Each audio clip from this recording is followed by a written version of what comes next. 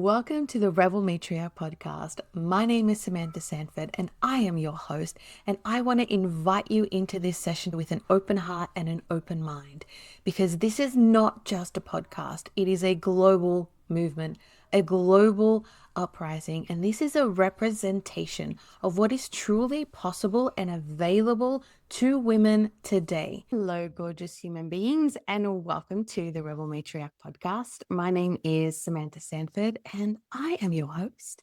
And I have a really beautiful, heartwarming guest today on the show.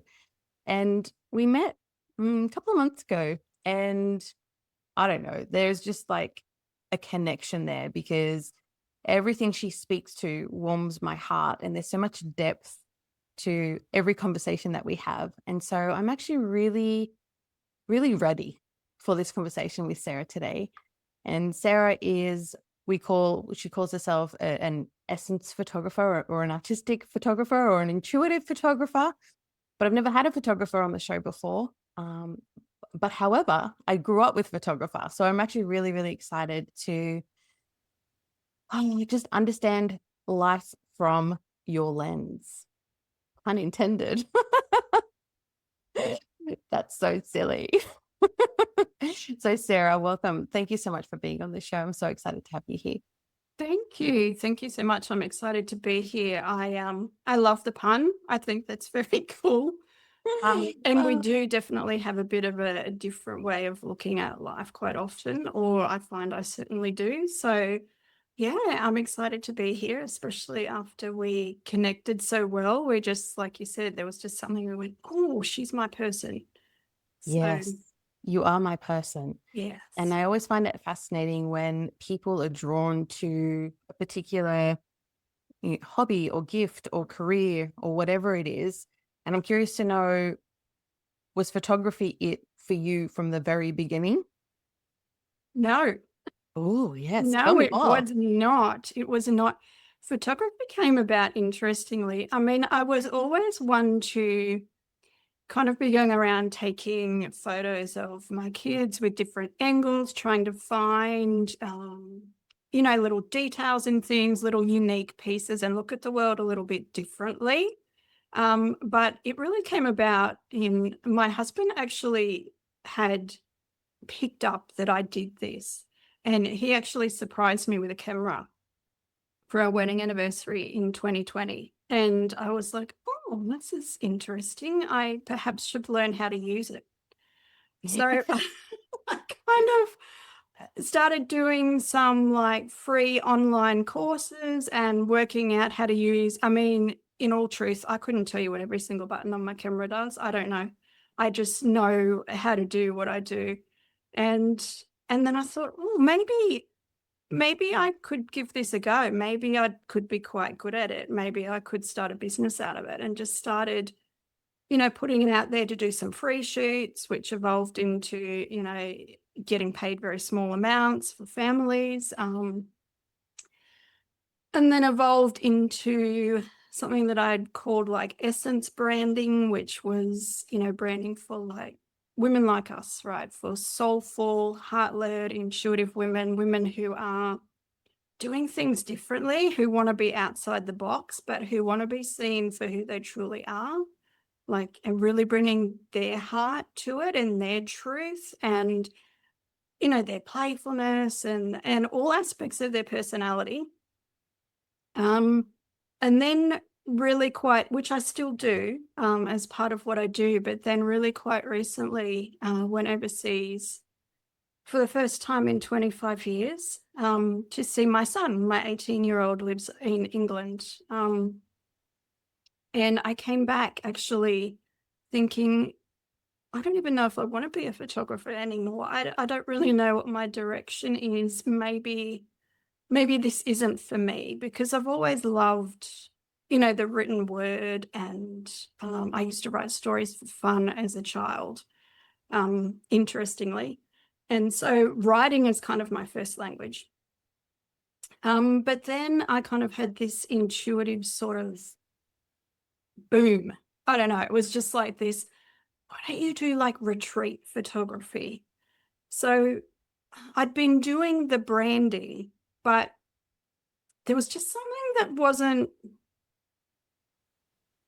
sitting quite right, for want of a better word. I wanted more depth to what I was doing, because as much as I put a lot of intuition, a lot of heart, a lot of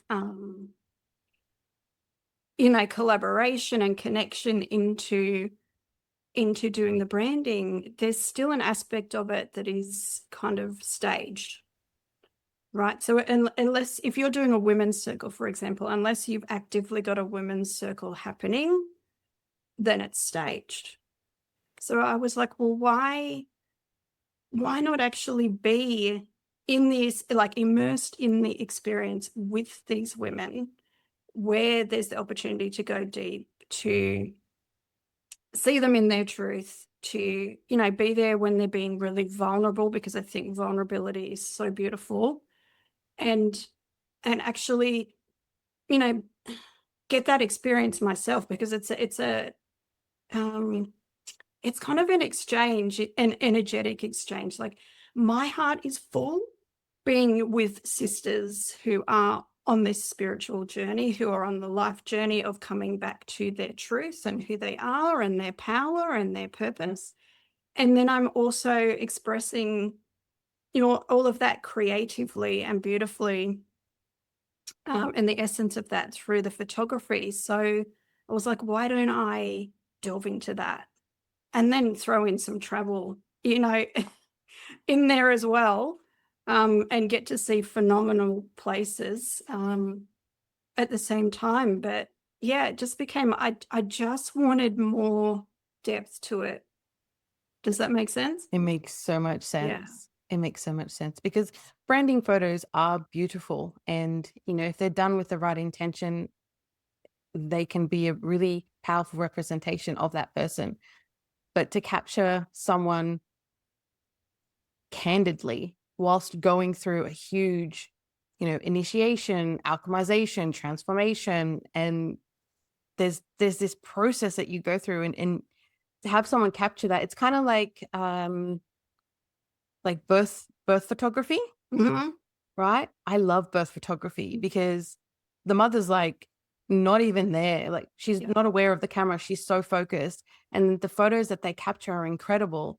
And so I can only imagine the photos that you capture on retreats would be just as incredible, but just a different stage of life.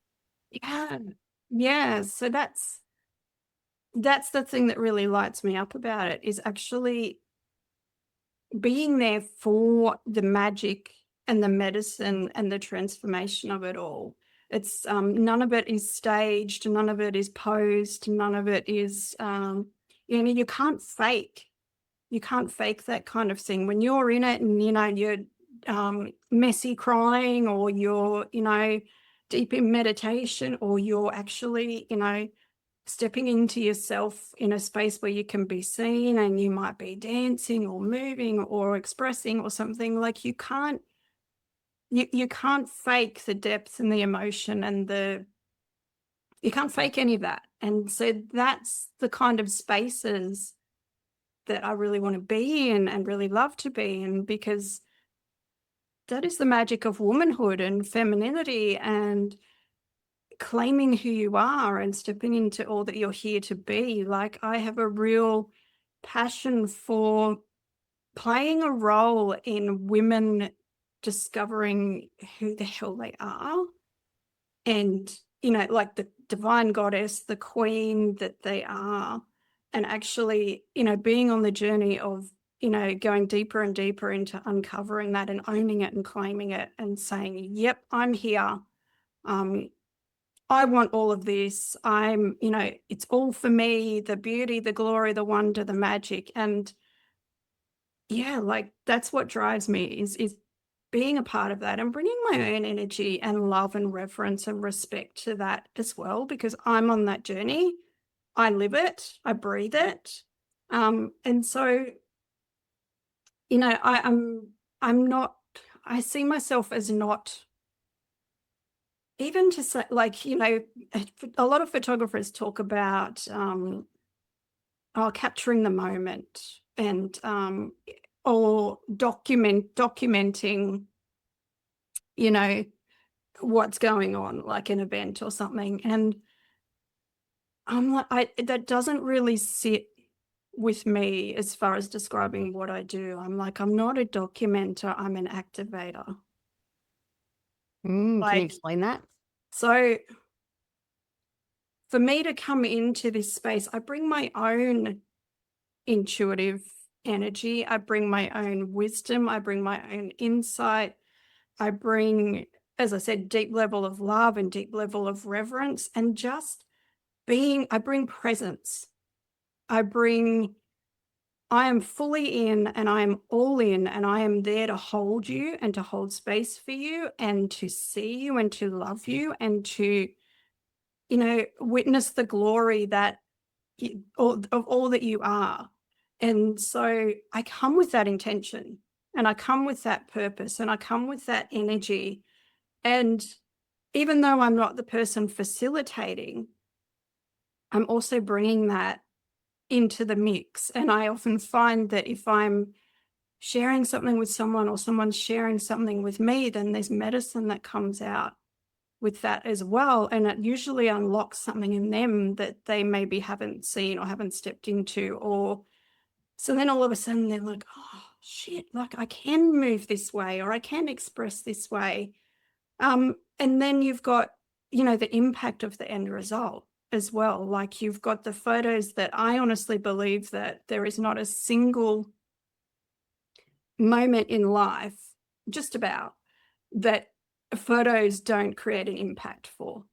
Like, and then you get to decide what that impact is, right? So whether it is, oh, I just get to look back and have beautiful memories, whether that is to help you integrate and embody the experience that you've had, or the experience that you've facilitated, and held space for someone else, or whether it is to, get your magic and your medicine out into the world, and then, filter further in amongst communities of women so that they too can start their own journey.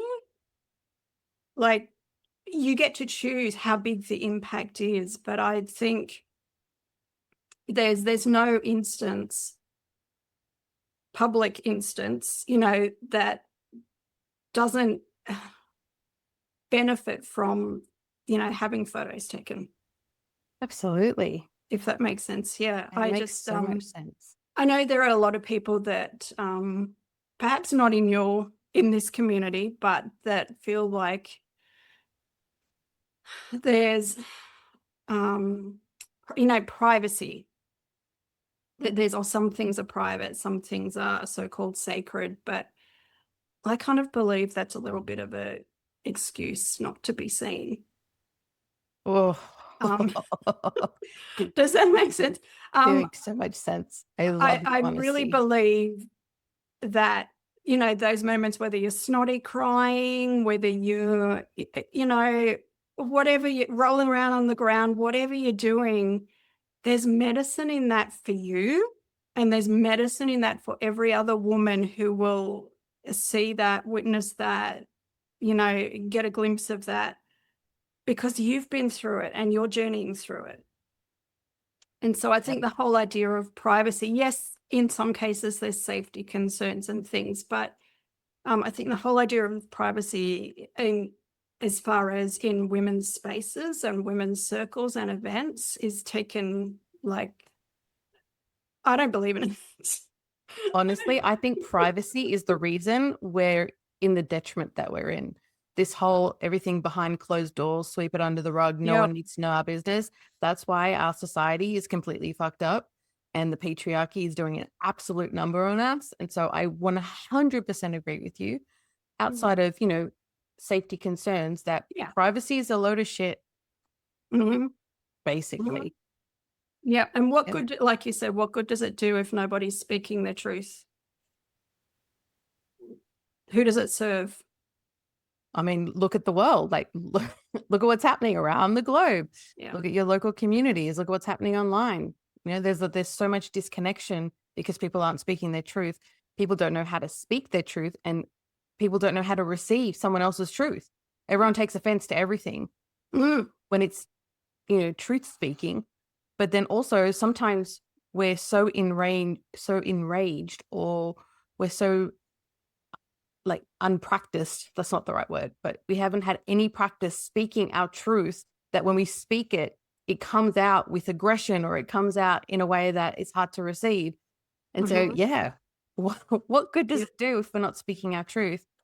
We have evidence of what happens. Yeah, because we've been taught for so long to water it down, or, hold it in, or, I mean, a lot of people, I believe, don't even know what their truth is because it's so, impacted by all these different, by society, by their parents, by their friends, by the rules, that they don't even know what their own truth is. And it's a journey to uncover that in itself. And then, to actually have the confidence and the boldness to actually bring it out, Yeah. because, most truth is quite potent. So people are like, whoa, too much, or she's crazy, or, I've kind of learned that I have quite different views in a lot of ways to a lot of people. And, you know, that's kind of just is how it is. And it's been a journey to kind of start to share them and start to express them. Because, I guess like most people, you do carry that. You want to be liked, you want to be approved of, you want to fit in, you want to be loved. And, not to mention the wounds and stuff that women carry as well, just because we're women. And the generations and generations of all that, of being shut down and, kept under the thumb and whatever else. So, yeah, I think it's a huge journey to get to a point where you're like, shit, I'm just going to say what is true for me, even if I am the only single person out of however many billion people in the world that think this way. This is my truth. And that's something I'm really trying to start to teach my kids as well. I'm always telling them, don't go for normal, go for different, go for unique, go for whatever it is. If people think you're crazy, great. If you're the only person that believes this and you believe it strongly, you feel it in your heart, you know it to be true, great. Go for it. Hold true to it. Keep firm. I don't care if you're the only one. That's beautiful. Yeah. So, I wish, no, I don't wish. I just think now that we know better, we can teach our kids and model to our kids better that exactly what you said, your truth, whatever it is, you hold true to that. And also we need to accept other people's truths. yeah. They need to coexist.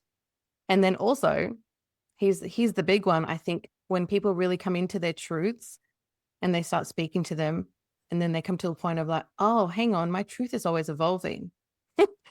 So even when we speak our truth, it then changes, because as we learn and we grow and evolve, that truth changes. And so it's just like this evolution of truth that you've just got to keep speaking your truth and be okay with it changing and having to go back and say, I used to believe this, but now that I know differently, I believe this. And we have to be okay with that too. Yeah. Yeah. And I mean, there's always more of ourselves. There's always layers and layers and layers to go deeper, right? And to know ourselves more intimately. So yeah, that's going to change, as you say, as we mature, as we go through life, as we choose to step more into our own purpose and who we're here to be and claim that. Like, I think we change so, like, I used to have this say, like, used to tell people that if you haven't had branding photos done in the last 3 months, well, they're out of date. Because if you look at your kid that's like, say your kid is 12 months old and, you had photos done at they were 6 months old. Well, how much has changed? How much have they evolved and grown and changed? And we as people are the same, right? Especially if you're on this kind of journey that we're on, then 3 months ago, 6 months ago, you're not going to be the same woman. You just gave me a whole new perspective to branding photos because there are so many, women who I follow because they inspire me, or I love watching what they're doing. They're doing incredible things. And there are some of them that have like so many branding shoots, like so many, so frequently. And I'm in my mind, because I'm very inexperienced with branding photos and branding photo shoots, I'm like, really? Again, more? Like, how many photos are you going to take? And now you've just put me in my place and you just explained it to me in a way that makes so much sense, because you're right. Like 3 months, 6 months, so much happens. We change so much that how we represent ourselves in those photos change as well. Mm. Oh, There's so different aspects of your personality, right? You're not just one, this is how I am. Like there's, there might be a playful side to you, a serious side to you, a friggin' boss babe leader side to you. That's why if I do branding sessions with someone, I try and bring different outfits, different locations, different aspects of the truth of who they are. And do you know what? Usually the one that is really like the most their essence is usually like that playful, really like I'm just free and expressing myself kind of when they're doing what they really love and what sets their heart on fire. That's the one that is really like, yep, this is the core of who you are. I Yeah. love that. Which are my favorite ones. I love that so much. That's incredible. And when you were speaking around, the retreat photos, and as you were speaking about it, what was coming through for me was just how intuitive you have to be to do that kind of photography. Because, if you're photographing a women's circle or a retreat, you have to know to look at the right place at the right time, right? Because you're not just photographing one person, you're photographing a group of women. And so you really have to be in tune with your intuition. And then what else came through was the photos that you're taking are coded. So like you were saying, anyone who looks at the photos, whether it's the woman in the photo or someone looking at that photo, it's coded with so many powerful codes and medicine for each person to receive. When someone does light language, or they do light language artwork, right? And then the idea is that you sort of meditate on that image, or meditate on the artwork, or meditate with the light language sound, and what's meant to come through for you will come through. That's literally what your photos do. Yeah. And it would be different for every woman that looks at each photo. Yes. And that's the intention, is to really, I guess, be contributing to that medicine, is to, being one of the tools, I guess, that supports them to integrate and embed and embody their journey, that aspect of their journey. So I don't ever look at it as this is a pretty picture. Yeah. It's for me there's magic and medicine in and behind it. Like if I was just to go around and snap pretty pictures, I don't think that would really fill my soul and fill my purpose. No. And there's a difference between, premeditated and pre-organized photos. And I see it a lot with retreat marketing and things like that, where it's all like, it looks beautiful, but then you see when they've captured the moments, and you see the women that are crying, or they're lying there, or whatever it is, they're going through these processes, and you get emotional. Like I would get emotional watching or looking, because you can feel it. It's real. It's actually something big is happening in that moment. And it's so different that to just someone coming in and capturing what's happening.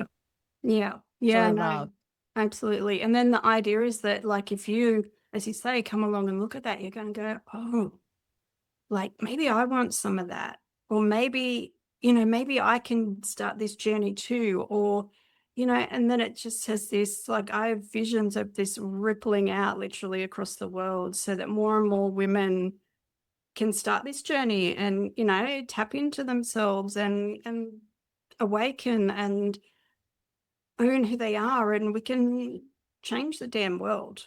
like one woman at a Absolutely. time. Like, Yeah. you know, that's the intention behind, is not just to have a nice photo to go on socials, which, yeah, that's great too. And it helps support work and it helps support women, but for the impact to be far reaching. I just had an idea Sure. that everyone who's listening to the podcast should go and we'll talk about websites and things like that at the end, but everyone should go to your social medias and go through and look at any of the events or retreats that you photographed. And because there's a lot of women that want to do the work, right? And they want to go to retreats. Like, I would love to do retreats. It's not realistic in what's happening in my life at the moment. Mhm. But what I could do is I could go to your photographs and actually be activated and receive the codes and go through various transformations just through looking at your photographs, because they're that intentional, they're that powerful. And so if there are any women that are listening that really want to do retreat work, they're just not in that position yet, I'm going to recommend that they go. And you can guide us where we need to go at the end, but they should go and find some of your beautiful photographs and Yeah. just receive in that way. And then when you get, like, I just love that it's always a collaboration, right? Like, the women that are, you know, holding space at the retreat, facilitating the retreat or the event, or they're all, you know, they all bring their own medicine and magic and skills to it as well. You know, they're quite often, you know, light workers or light language. You know, they speak light language, or they channel energy, or they, you know, do yoga or whatever. Like, they're all bringing. So when you get, like, all these beautiful intentions together, and all these incredible women that are like, yeah, we want to change lives, like, that just like 100x is the power, you know. Yes. Have Yeah. you thought of doing a photo book? Like a coded photo book with No. literally everything you just said. Like, you bring all these incredible facilitators, right? And then you bring all these incredible brave women who are coming to do the work. And then you've got this incredible woman that's holding space for all of it, and, you know, magnifying certain aspects and holding all the codes and bringing it all together. You could do a beautiful photo book and just sell it as like a photo book for women to receive the codes of these transformations. That just could be another way to reach more women who More women. That are is unable very to do the cool. work. Yep. Very cool. I love that, Just an ideas because I woman. love books. Books are one of Yes. my other loves. Absolutely love books. I've toyed with the idea of writing a book maybe one day. Don't know what about. Absolutely. Maybe about my journey, but yeah, just Definitely write the book. yeah. Yes. Yeah. And I want to hear some of this journey. So then Okay. so let's touch there. Actually, this is a good segue, because you said this journey started for you 2020 when your husband noticed with the and bought you a photography, camera. yeah. So then who were you before 2020? What were you doing? I was being a mum, basically. There's nothing basic about that, by No, the way. no. It sounds simple, but it's not. Yes. So I do have 4 children. So, yeah, so the youngest would have been 3. Yeah, 3 at the time. So I remember being in a space where I was just feeling so lost. I was like, there has to be more to me than just being a mum. And for women out there that are completely fulfilled by that, that's great. That's wonderful for you. And I think that's incredible, but I wasn't. I wasn't wholly and solely fulfilled, even though I had 4 of them. And a husband that I'd been with, well, I met him at 16. So I wanted more than to I keep saying just be, but it's never just, but then being a wife and a mother. And it's like I always knew I had a bigger purpose. I just didn't know what it was, or how to find it, or how to even trust that the universe would bring it to me. And of course it did. Here's a camera. Yeah. But yeah, and I guess before that, like so coming out of school, I did like an ancient history degree. Was very fascinated by ancient cultures. The only country I'd ever been to was Egypt. I went when I was 17. I was with my husband at the time as well. We weren't married, of course, but we were together. And did the 3 years at uni, came back, just wanted to get married, got a job in a bank, followed the right things to do. We built a house, got a full-time job, built a house, then had a baby,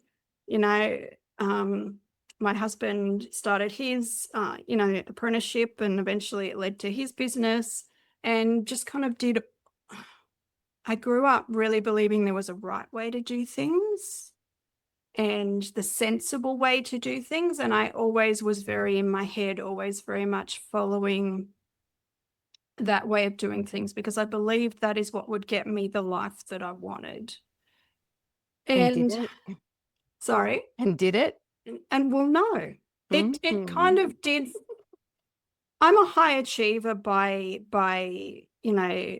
egoic nature. So to tick the boxes was great. Yes, we built the house that we're in at 24 years old, Yes, we were married at 21. Yes, we had a baby at 25. Tick, tick, tick, tick. But then what? I was like, then what? What else have I got to look forward to? Yeah, well, four of them later. What else have I got to look forward to? What is there that I am really good at, that really lights me up, that really makes me passionate, that really, has an impact on other people as well? And yeah, so that all really started by chance with the camera. Wow. And just moving, just being on that journey, and that has evolved. But yeah, it's been a real, like anybody, you come with a lot of doubts and a lot of fears and a lot of limiting beliefs. I've had some pretty intense journeys with depression and anxiety. Currently pretty good in that area, but have been in very bad, places. Not dangerously bad, but very bad. And yeah, I just carried all that with me. It's been a journey to kind of get to a point where I'm like, okay, I can take this into the world. And there's still always thoughts, oh, will anybody see the value in this? Because it is very vulnerable to, or at least it is for me, to be I feel like I'm putting my whole heart out there, something that that is a little bit different, that I'm putting, my passion and everything into. And then you kind of go, oh shit, will anybody else get it? Will any other women understand what it is that I'm intending to do and wanting to bring through? And so, yeah, there's, I think it's safe to say yes. Yes, we do understand. Yeah. And we do see what you're doing. Yes. And we appreciate it a lot. Yes. Yes. Amazing. And you know that, like, when you're in your truth, that, like, you know that, but then if you're in your head is like, oh, no, you're a little bit crazy, right? Yes, because you've been conditioned and trained to function sensibly, right? So doing what you're doing is not the norm, and there's a lot of criticism when you're not surrounded by the right people. Yes. And so it takes a lot of bravery and a lot of courage to do what you've done. And so I want to shine a light on that too, because I don't know if you've ever looked back and thought, oh, that was really ballsy of me to do, because it was. Yeah.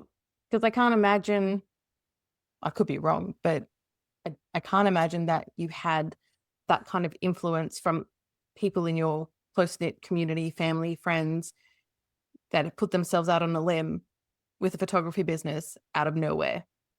No. right? Mm. And so I feel like there's a lot of women that do these extraordinary things, such as yourself, and then you're just so forward focused that we forget to reflect in hindsight of, well, hang on a minute, like I did that. Like I did Mm. that. Mm. And So celebrating. yeah, I think that's really, really key because I, for one, can find it really challenging to have that bigger perspective and to look, because I'll be like, oh, I'm not where I want to be yet, or I haven't reached that level of what I would call success, or, but when you look back and go where you came from, when I was completely, didn't even know intuition was a thing, let alone that I was creative other than I could write a good story, or, you know, had no idea, was completely shut off, closed off to anything like that. It was always like mentally, all right, what's the best decision? What's the pros and cons? What's the sensible thing to do? So to look back, and I mean, that was only, oh God, I would say mid third, like only in the last kind of 7 or 6 or so years that I've been on that journey. Before that was completely closed off. So to look back and kind of go, wow, I went from virtually eyes closed, no idea at all, to like, oh, hang on. Like there's a whole different, there's everything's different, right? Eyes are open, heart is open, purpose is switched on. I now know who I am, for the most part. I mean, that sometimes wavers, but, you know, um, yeah. So to look back and have that perspective and to have other people, like yourself sort of bring that up and go, well, hang on, look at this, look at the whole span of, like, uh, for me, for example, I have a fear of flying. And so for us to go to England, like, this is why I never went anywhere for 25 years, because I couldn't get on a plane. Like, I attempted to go to a retreat back in 2022 with a beautiful coach I had at the time, and I got to the Gold Coast from Sydney, which is like 50 minutes, right, on a plane, or an hour, and I couldn't get back. And Wow. she drove me, all the, like, my body literally just like, started to purge and get really anxious and all sorts of things, and she drove me. She drove me like the 12 hours back. And so to go from there less than 4 years ago to go with my family to, Europe in October, and then just this last week to go to Melbourne on my own is, seems like such a small thing, but to me, it's like huge, huge growth and huge expansion. And yeah, the fear was there. Yeah, the anxiety was there, but I was like, I cannot go. To me, it was almost like it would be taking a step backwards if I didn't go. I was like, I want to travel more, to go to retreats, to take photos for women, to, put this work into the world and this magic into the world. I got to get on that damn plane. And so I did. But yeah, like, it just comes back to um, having that bigger perspective. And like you said, looking back to where you were to where you are now. And so much changes in such a short amount of time, especially when you're being intentional about it and making choices about it. Exactly. And the coolest thing, which I love, and I've shared this with you before, is that you're modeling this to your kids. Mm-hmm. This is something that would never have been modeled to you. You probably would have gone the rest of your life not getting on a plane because you couldn't get on the plane, right? And Mm-hmm. then you've just gone on a different trajectory, and your kids are witnessing that. Even if they're not observing it or they're not outwardly saying, oh, good on you, mum, it impacts them in such a massive way. The same thing with getting your photography out there, with going to retreats, doing all the incredible work that you're doing on yourself, for yourself, all of it. We forget how much it impacts our kids and what they're witnessing, and that it is not normal for them to witness that. Mm, absolutely. Like, so I've only got one daughter, and she's 15, and she's had her fair share of struggles with mental health. it was really quite debilitating for a while. And I watched her or listened to her this last week introduce herself to a friend's father boldly, appropriately, and say, "Oh, it's great to meet you." And I'm like, and just this last year, she's been in school musicals, she does singing lessons. I'm like, oh, this girl is really finding her voice. And while that is her doing the work, there's a part of me that goes, oh, maybe I had a hand in this, sort of, A little bit. yeah, Just a little bit. Little bit.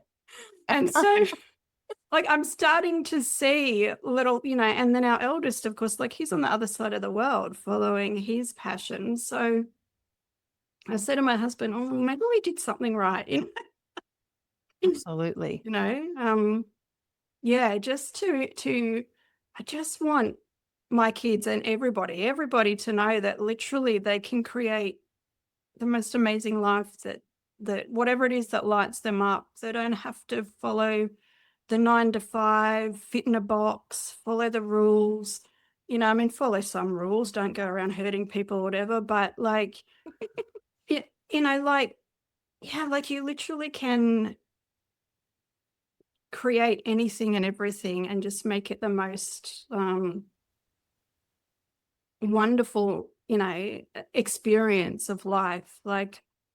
What drives me is that, when I'm 95 or whatever, and I'm, taking my last breaths, I want to go, yeah, I fully lived.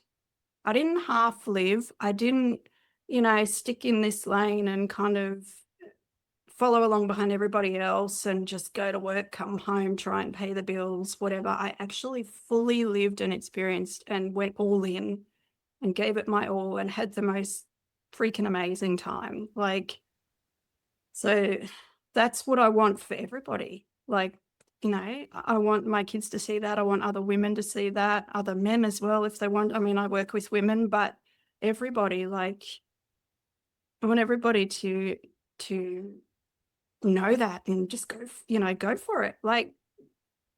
We're all flawed. We're all part human, we're all in a human body. We're all going to, I guess you would say mistakes. They're not really mistakes because you learn and things, but we're all going to do things, that maybe we're not proud of or whatever. So why are we all holding back? If we're all Good question. And that's easier said than done, I know, because, there's times where I'm very, very much hold back. But when you look at it well, we're all equally gifted. We're all equally divine souls. We're all equally, we're all here with a purpose outside of ourselves, a bigger purpose to, impact the world in a really positive, loving way. So why are we all just sitting here going to our jobs and coming home? And It's a good question. I don't know. I think if more, I don't know. I think I have this vision that, the kind of stuff that we do will become the norm.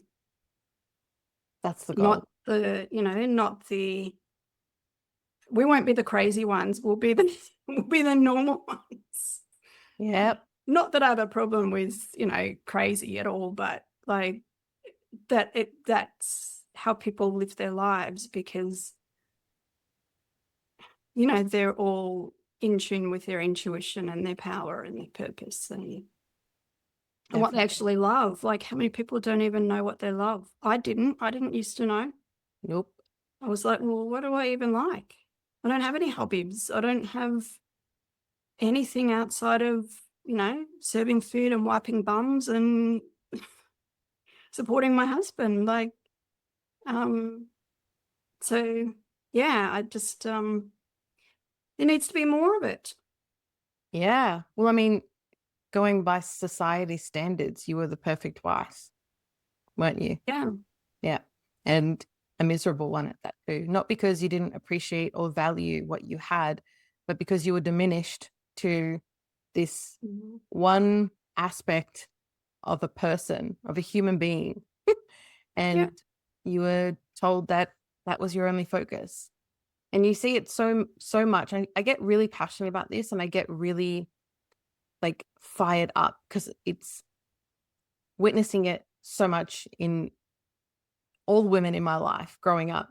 And just Mhm. you get to an age where, and it's not just family, right? It's just, even just the other day, we bumped into an old neighbor who recently lost her husband, her second husband, and she's in her 70s. And we bumped into her at the pub, and she was on a like over 60s meet and greet kind of a thing. So she was kind of like mingling to meet another man, Mhm. which I'm like, cool, man, that's awesome. Good for you.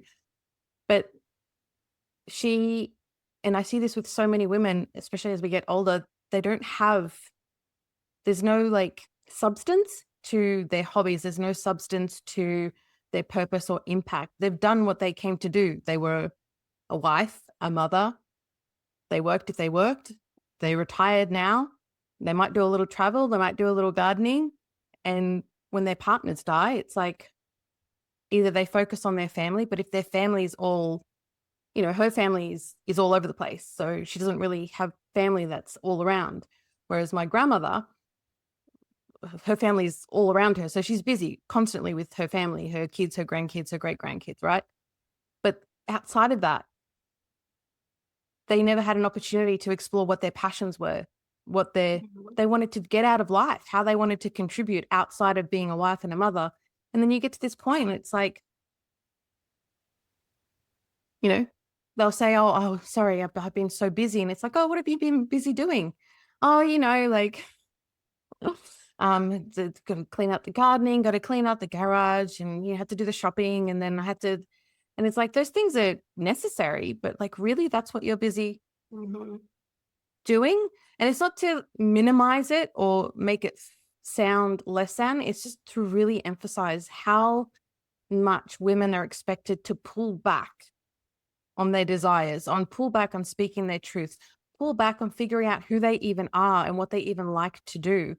And then we get to be 70 years old, and we either can't be single because we don't know how to be single. And so we're dating again in our 70s, or we're just focusing on our family out, because outside of that, we don't know who we are. So we can't be by ourselves. Yeah. Yeah, you just feel like kind of going up to them and kind of holding their eyes open and being like, there's more to you. Right? You can Like, do all those things you love, the gardening, the keeping up with the house and whatnot. And then there's more. Like, you can do more. You can have more yeah, things than that. like what actually lights the fire inside you? And it like again, it comes back to they don't know. They don't know. They don't even know if there is one. They don't even know Like, what you're talking about. What do you mean? no. I've got everything I want. My family's happy Yeah. and healthy. Um, I've got my health and I'm good. What more do I want? I know. I know. Yeah. And you look back like generations, like I know I mean, I didn't really know my great grandmother, but my grandmother was, exactly like that. She worked because she had to. My grandfather was like in the army, so he was, sometimes away. She had 5 kids. She was a housewife and a mother. And I don't think she ever even entertained the idea that she could think, have, explore anything else. She never even learned to drive. Like, you know, and my mum even now is, it's always been, I had kind of drummed into me that the children always come first, that you sacrifice everything for your children, almost like, the women are martyrs of the family and they've put aside, like you say, they put aside every interest, every bit of passion, every spark of creativity, everything to focus on everything for their kids. And, you know, I've done that too. Like, I've been there and done that. And it's only very, very recently that I've started to go, well, hang on, what about me? What about what I'd love? Because I come with my own purpose. And it's not just, again, it's never just, but it's not just to be a mum and be a wife. That's a part of it. Mm-hmm. And that's something that I've chosen. But there's so much more. Like my husband sort of says to me, so we're both 43, right? And he'll say to me, oh, I feel so old. And I'm like, don't you dare. Like, I'm not bloody old. I feel like my life is just starting. And I really do feel like my life is just starting. I'm like, I've got another freaking 50 years. I want to be traveling the world, living my best life, creating, in sisterhood with women. I want to be doing all this, being vibrantly healthy.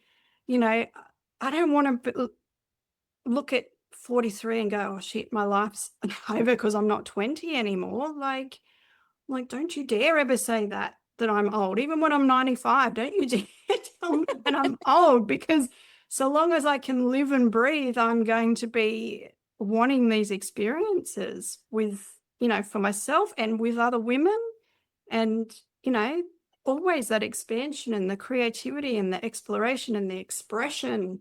And, until I literally can't move or speak anymore or create anymore. And it breaks my heart to think that there's the vast majority of women out there will never even consider tapping into that, even though it's possible.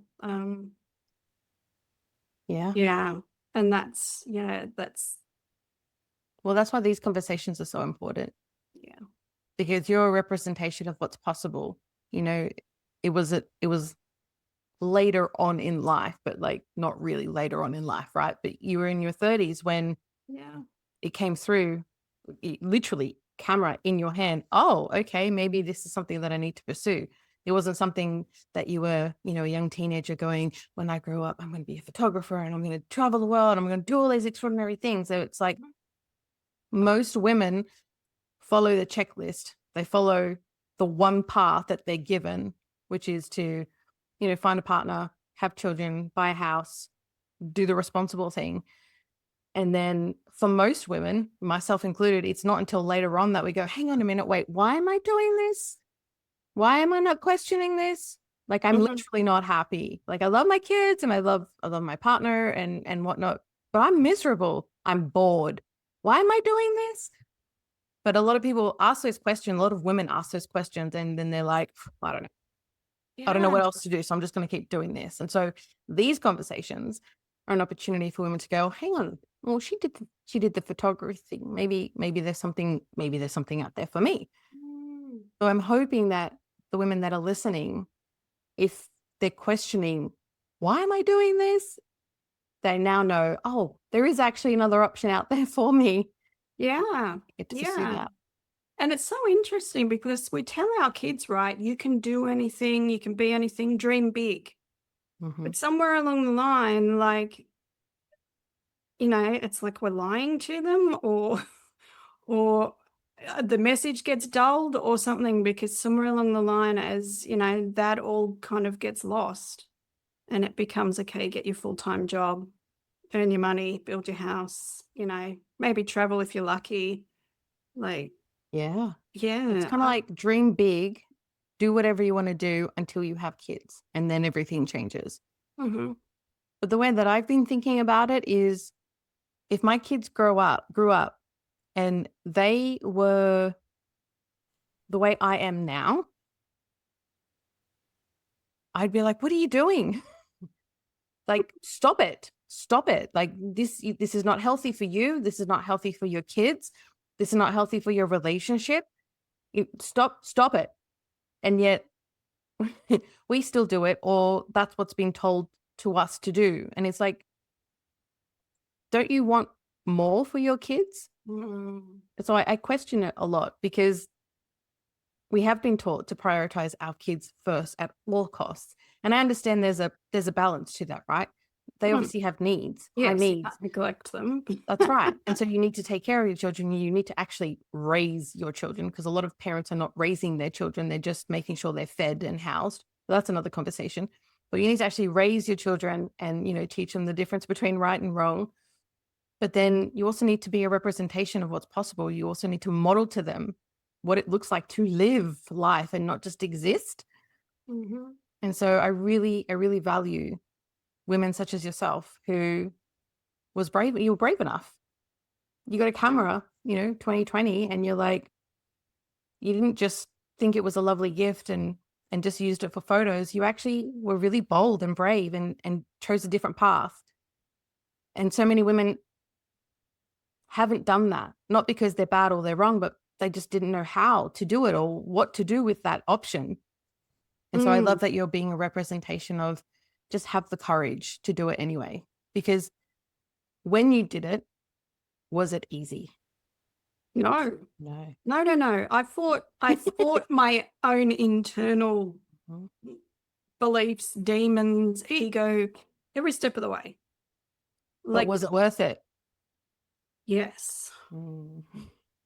Yes. And I mean, it's not by any means like, I wouldn't say, I've reached it and it's easy now, because there's this continuous, like, it's a continuous journey, and there's always, another level to come up against, or another belief to question, or, constantly like in a panic about that, or thinking, oh, I'm unworthy or whatever, and then have to, constantly go, but hang on, what, is that really true? Like, who am I really? And what do I really love? And what do I really want? So it's constantly making that choice. But again, like I actually don't see another option, because I don't want to be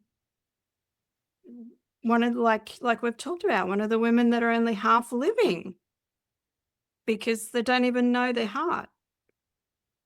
Yeah, there's a saying, I don't know the full saying, but half the saying is, do you want to live the same year for 75 years? Mm-hmm. And it's like, no, because that would be really boring. And you talk a lot about, it's constant. You're constantly questioning and evolving and, navigating things, but that's life. Like, that's the whole point, isn't it? The whole point is to experience life. But I feel like most women are existing. They're not actually experiencing. They're existing in this bubble that they've been put in, this cage, this gilded cage with, lock and key. They're holding the key, but they're not going to put it in and let themselves out. They're in this gilded cage because it's safe and it's what's expected. And but it's not living. Like, you're fluttering around a cage. Like, that's it. Whereas when you go out of the cage, it's intense and there's so many things to explore and so many experiences to be had that it can be overwhelming. But oh my gosh, it's living. Like, it's breathing, it's experiencing, it's learning and evolving in real time. And it's not just like sitting inside your cage watching a box, watching reality TV. I have very strong views on reality TV, because it's like, stop watching other people live and get out of your gilded cage and go and experience life. Yeah. Stop. Yeah. Yeah. Yeah. And actually decide for yourself. Like, if you go out there and you live and you decide, okay, this is what I want, is to come back and do my 9 to 5 and fit this mold and whatever, then all power to you. But, most women haven't even made that choice. They've just been conditioned into it. I got tingles, because you're right. Like, a lot of women can take offense to the conversation because we're like, go out and live, like, don't just fall for the 9 to 5, right? But a lot of women are like, well, maybe I like my 9 to 5.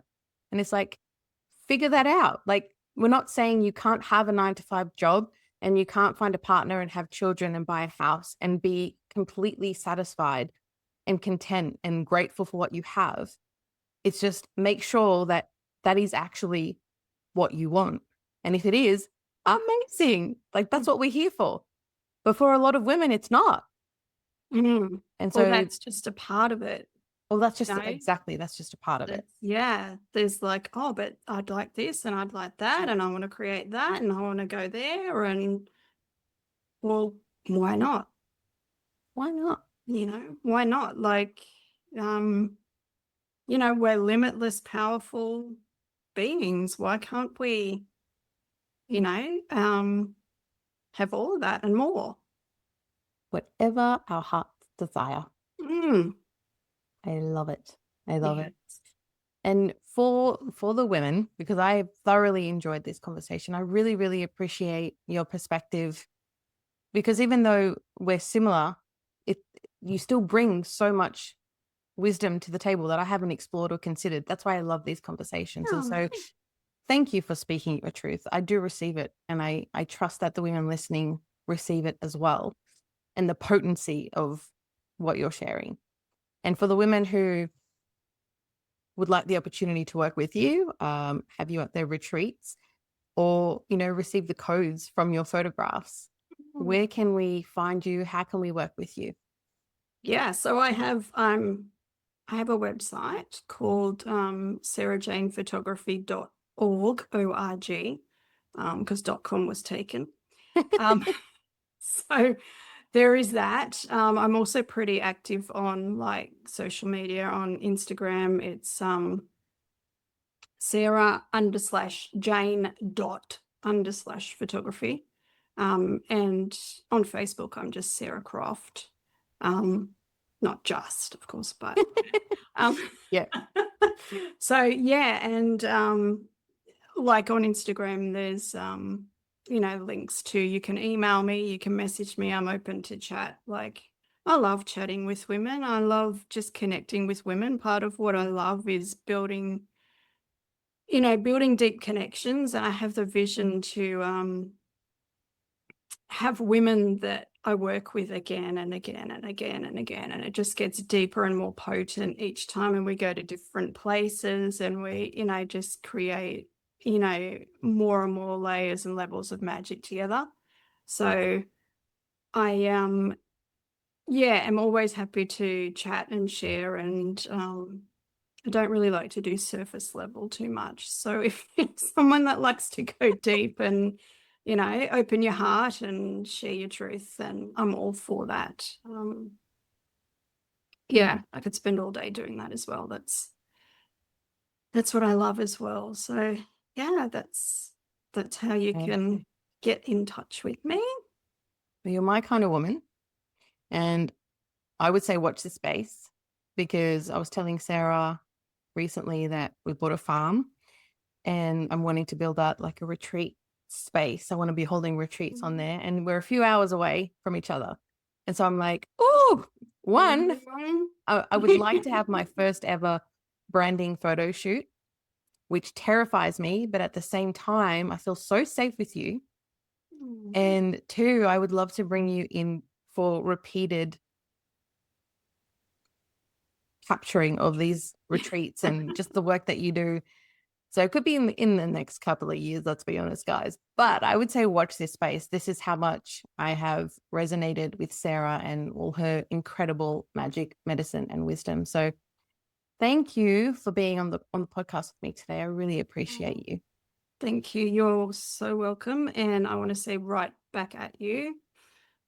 Just from our brief conversations that we've had, I was just like, oh, she's one of my people, So yes, definitely resonate with all that you stand for and all the magic that you're bringing out and the medicine that you're putting out into the world for so many women. So yeah, I think there's going to be some powerful collaborations in the future. Absolutely. Thank you so much, lovely. Yay!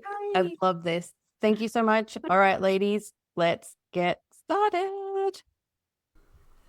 Thank you for being here, gorgeous woman, for rising with us, remembering with us, and refusing to shrink inside a world that benefits from your silence.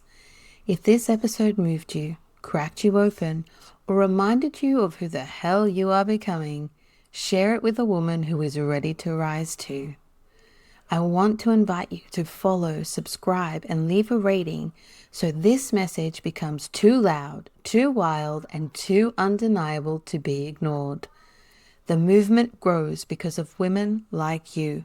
Women who choose truth over comfort, liberation over obedience, and voice over disappearance. You can connect with me, Samantha Sanford, at Rebel Matriarch, and all links to our guest are in the show notes below. Until next time, stay rooted, stay rebellious, and remember, the world changes when women refuse to disappear.